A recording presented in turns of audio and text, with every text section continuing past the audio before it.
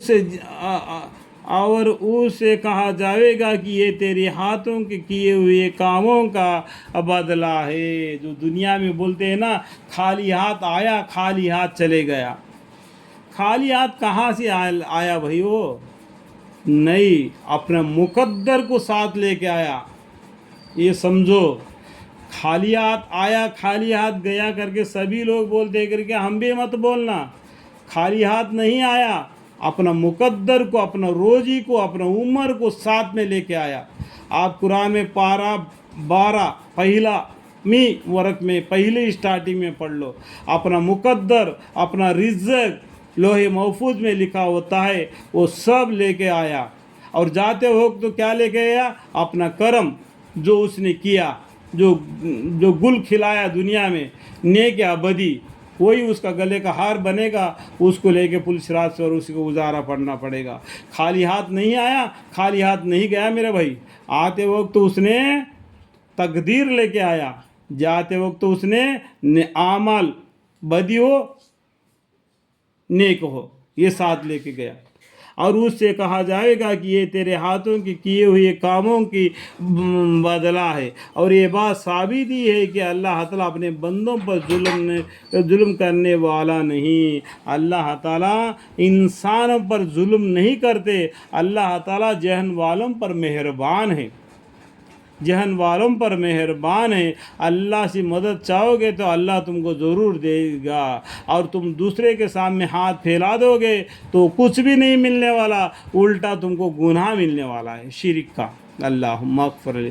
پر تجھ کو بلا جرم سزا نہیں دے گا، تم ظلم نہیں کرتے ہوئے سزا نہیں دے گا. تمہارے نام اعمال کے حساب ہی تمہارا حساب کتاب ہوگا. اگر اس لیے بولتے کہ ہمیشہ اللہ سے معافی مانگتے رہو، اللہ سے معافی مانگتے رہو. اور بعض آدمی اللہ کی عبادت ایسے طور پر کرتا ہے کہ جیسے کسی چیز کے کنارے پر کھڑا ہو، پھر اگر اس کو کوئی دنیا نفع پہنچ گیا تو اس کی وجہ سے ظاہراً قرار پا لیا، اور اگر اس کی کچھ آزمائشی ہو گئی تو منہ اٹھا کر کفر کی طرف چل دیا.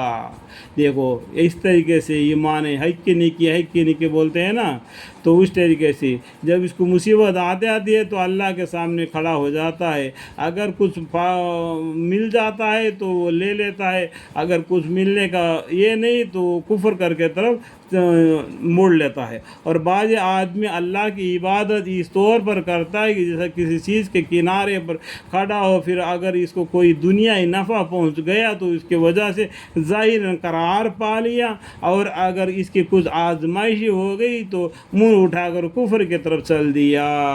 یعنی اللہ تعالیٰ دنیا میں آزماتا ہے، آزما کر پیغمبروں کو آزمایا. ہم اور چیز کو ہم اور آپ کون سی کھیت کی مولی ہے؟ اللہ تعالیٰ پیغمبروں کو آزمایا، شہیدوں کو آزمایا، صحاباؤں کو آزمایا. آزما کر اس میں پاس ہو جاتا ہے تو اس کو جنت مل جاتا ہے. جنت ایسا پھکڑ میں نہیں ملے گا میرے بھائی، جنت ایسا پھکڑ میں نہیں ملے گا. اس کے لیے اللہ تعالیٰ اس کو امتحان میں ڈال دیتا ہے. جیسا کہ ایوب علیہ السلام کا قصہ پڑھو، داؤد علیہ السلام کا قصہ پڑھو، سلیمان علیہ السلام کا قصہ پڑھو، موسیٰ علیہ السلام کا قصہ پڑھو، ہمارے پیغمبر مصطفیٰ صلی اللہ علیہ وسلم کا قصہ پڑھو، صحابہ اکرام رضی اللہ عنہم کا قصہ پڑھو.